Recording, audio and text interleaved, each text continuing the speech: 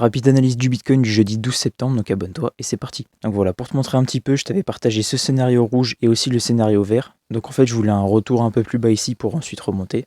Mais il s'est pas réalisé et on a réalisé tout simplement ce scénario rouge. Donc en fait, qu'est-ce qui s'est passé? On a rebondi sur l'order block ici et sur la FVG. Et ensuite, du coup, on est remonté totalement plus haut pour aller chercher les liquidités qui se trouvent sur la trendline. Alors moi j'ai un peu le seum parce que j'avais placé un ordre ici au middle de l'order block, donc vers 55 300. Et malheureusement du coup je me suis pas fait déclencher puisque du coup le prix est venu juste là.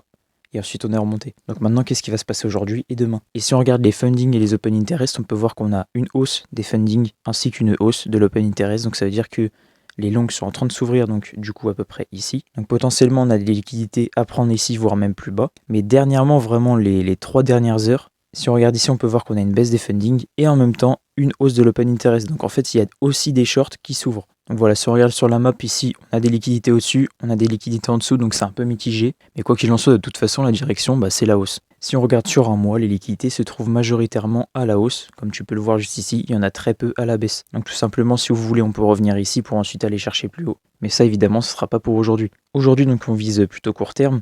On a une prise de liquidité, comme tu peux le voir ici, ainsi qu'une divergence baissière. Donc voilà, je te l'ai tracé juste ici. Donc ça veut dire que le prix pourrait être amené à baisser. Et si nous, on veut prendre un short, qu'est-ce qu'on doit attendre? On doit attendre une clôture avec le corps sous cette mèche-là. Donc il faudrait qu'on clôture ici. Ensuite, on remonte un petit peu, histoire de chercher, pourquoi pas, une FVG ou un order block, peu importe. Et ensuite, on redescend plus bas. Donc avant de descendre, on peut très bien prendre ce high-là, puisqu'il y a des liquidités juste au-dessus. Et ensuite redescendre pour chercher du coup ce scénario baissier. Donc je le répète, pour bien que vous compreniez, il faut qu'on clôture sous ce lot avec le corps, c'est super important, sinon le scénario ne se réalisera pas. Le scénario haussier, qu'est-ce que ce serait? Revenir ici, dans la FVG et dans l'order block, et ensuite repartir de plus belle. Donc ça voilà, ce serait le scénario haussier, donc je le mets en vert. Et pour que ce scénario se valide, il faudrait qu'on clôture au-dessus de cette mèche-là, donc ici.